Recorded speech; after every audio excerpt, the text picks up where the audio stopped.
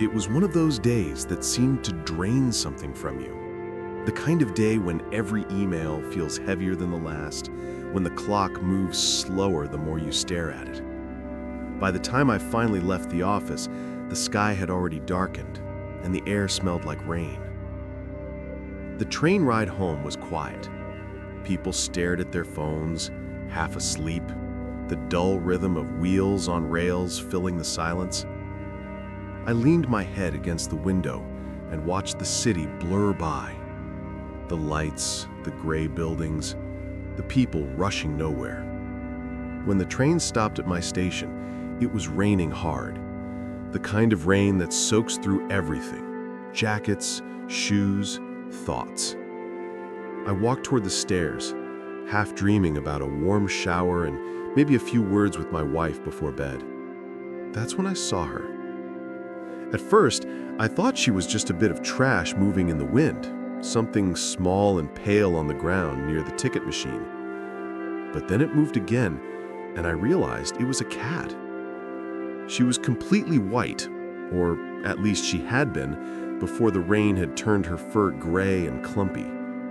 She was tiny, shivering, her ears folded back. Her tail trembled with each gust of wind.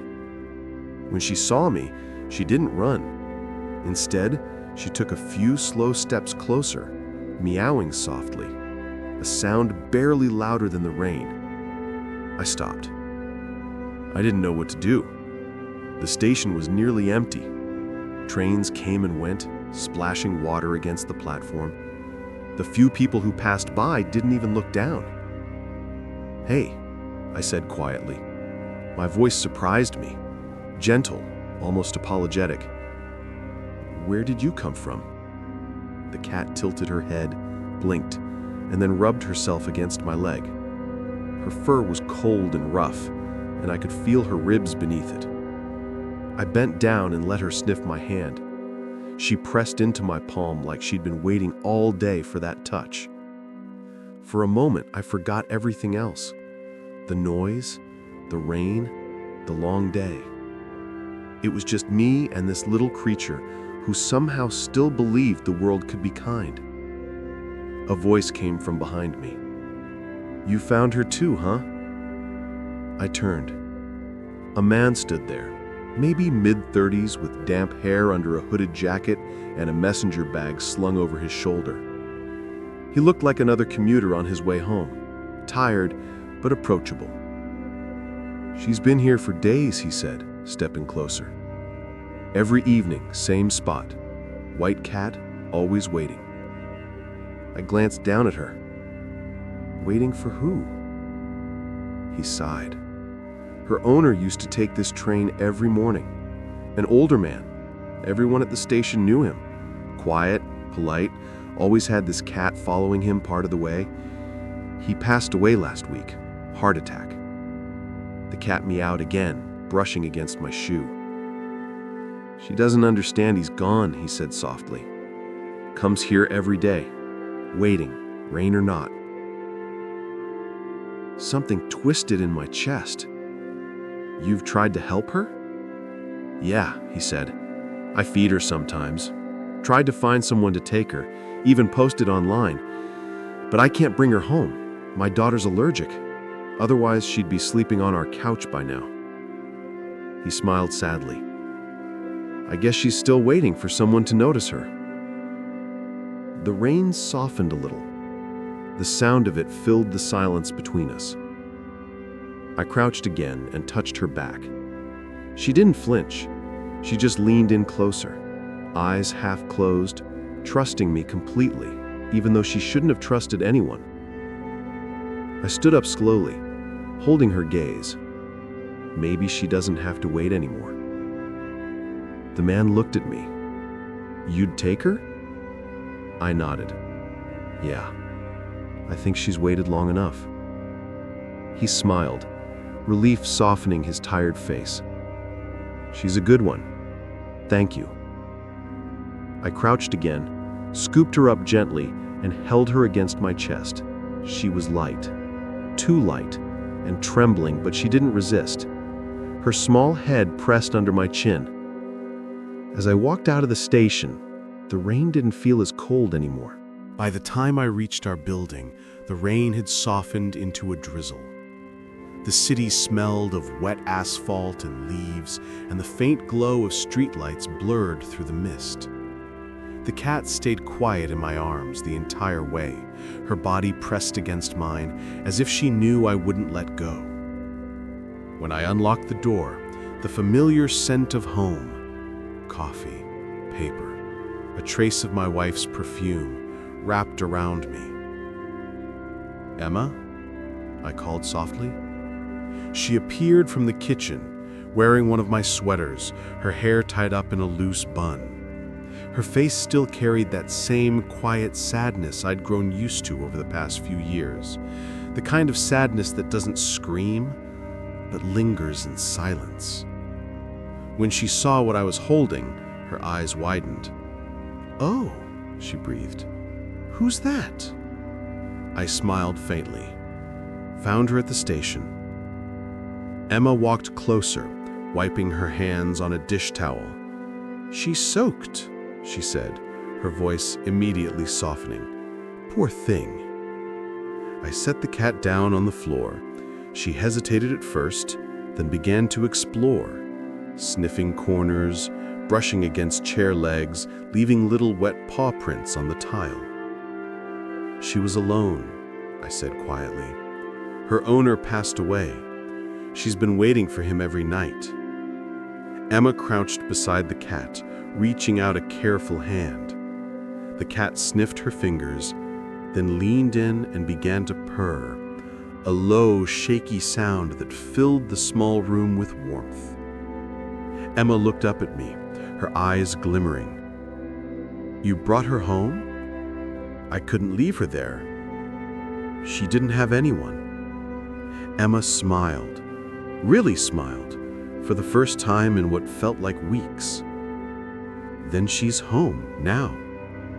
She stood, disappearing into the kitchen and returning with a small bowl. She must be starving.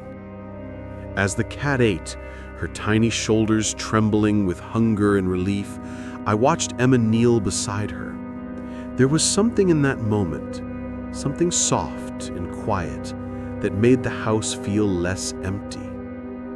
Later, after drying the cat with a towel and giving her a warm place near the radiator, we sat on the couch together. The rain tapped gently on the windows, the cat curled up between us, her fur finally beginning to dry, her purr steady now. Emma leaned her head on my shoulder. "She's beautiful," she whispered. "She is," I said. "She looks like she's been through a lot," Emma added. I nodded. "Maybe she's not the only one." She smiled faintly and reached for my hand. "Maybe we both needed this." The cat stirred a little before curling back into sleep. I looked at her, at this tiny survivor who had lost her world and somehow found ours, and realized how quiet the house had been before tonight. Now, it felt different, warmer, alive. The first few days felt strange. Not bad, just new. It's funny how quickly another living being can change the rhythm of your life without asking for permission. We decided to call her Luna, because of her color, Emma said, and because she showed up out of the dark. The name fit her perfectly. The first morning after we brought her home, I woke up earlier than usual. The rain had stopped, and sunlight spilled across the living room floor. Luna was lying near the window, stretched out in the warmth, her chest rising and falling in slow, peaceful breaths. For the first time in a long while, I didn't feel that dull weight pressing down on me before work. Instead, I found myself smiling at the sight of her tiny paws twitching in her sleep. When I went into the kitchen, Emma was already there, making coffee. "She followed me around all morning," she said, smiling softly. "Even waited outside the bathroom door." I laughed quietly. "She's already attached." "She's sweet," Emma said, stirring her cup. You can tell she was loved once. Her words lingered in the air. We both knew what she meant and what she didn't say. For years, we had tried to fill the silence in our home with plans, doctor visits, tests, small hopes that never grew. Every failure left a heavier quiet behind, and eventually, even hope felt like something too fragile to touch. But now the silence was different. It was filled with the sound of paws against the floor, soft purrs, small meows demanding attention. The kind of life we hadn't realized we'd been missing. At night, Luna would jump onto our bed and curl up between us. Emma would stroke her head gently, whispering little things, the kind of tender words that used to belong to dreams we'd let go of. Sometimes I'd wake up in the middle of the night and find the two of them asleep, Luna tucked under Emma's arm, her white fur glowing faintly in the soft light. And something inside me would ease just a little. At work, my coworkers noticed I seemed different. "You're smiling more lately," one of them said. I didn't know how to explain that it wasn't because of anything big, just a small white cat who'd decided we were her new home. In the evenings, Emma started humming again while she cooked.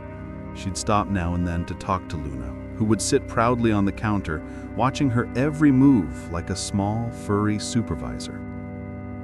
Our house began to fill with warmth again, not just from the radiator, but from laughter, from conversation, from the quiet joy of feeling needed. And maybe that's what healing really is.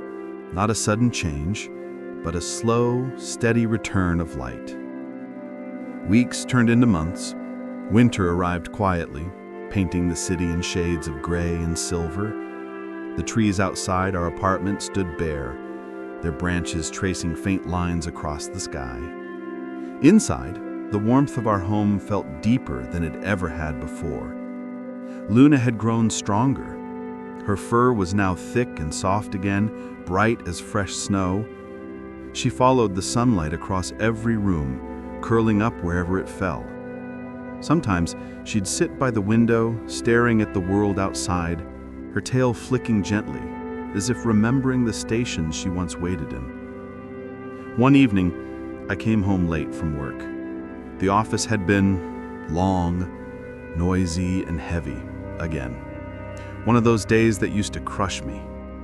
But when I opened the door, the first thing I saw was Luna sitting by the hallway, her eyes lighting up as soon as she saw me.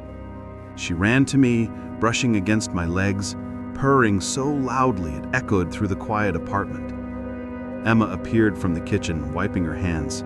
"She's been waiting for you," she said, smiling softly. "Every evening around this time, she sits there by the door." I laughed softly, crouching down to scratch Luna's chin. "Guess she's got my schedule memorized." Emma leaned against the doorway, her eyes warm. "She's brought something back into this house, into us." I nodded, unable to speak for a moment. She was right. There had been so many nights when our home felt too big, too quiet. We'd filled it with plans, then with silence, then with routine. But Luna had filled it with life again. Not the kind we expected, but maybe the kind we needed. Later that night, as we sat on the couch together, Luna jumped up and settled between us. Her head rested on Emma's leg, and her tail curled over my arm. Outside, the city hummed faintly, a soft reminder that the world keeps moving, no matter what we lose along the way. Emma whispered, "She was waiting for someone who never came back, and somehow she found us instead." I looked at her, then at Luna. I said, "Maybe we were all waiting, just for different things." Luna stretched, yawned, and nestled closer. The warmth of her small body seemed to reach deeper than the skin, like a quiet reminder that love doesn't always arrive the way we expect it to. As the night deepened, I thought about that rainy evening at the station, the sound of water hitting the ground, the shiver in her tiny body, the way she had looked up at me like she already knew I'd stop. Sometimes I still go by that station after work.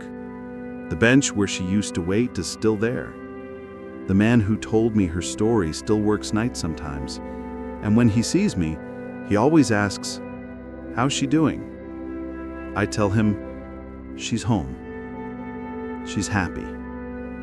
And every time I say that, I realize that somewhere between that platform and our front door, something in me changed too. Because saving her wasn't just about giving her a home. It was about finding one again myself. Sometimes love doesn't come roaring into our lives. Sometimes it arrives quietly, shivering, small, waiting at the edge of a station in the rain. And when we open our hearts, even just a little, it has the power to fill every empty space we thought would never feel warm again. Luna taught us that healing doesn't always mean forgetting what's gone. Sometimes it means learning to love what's still here.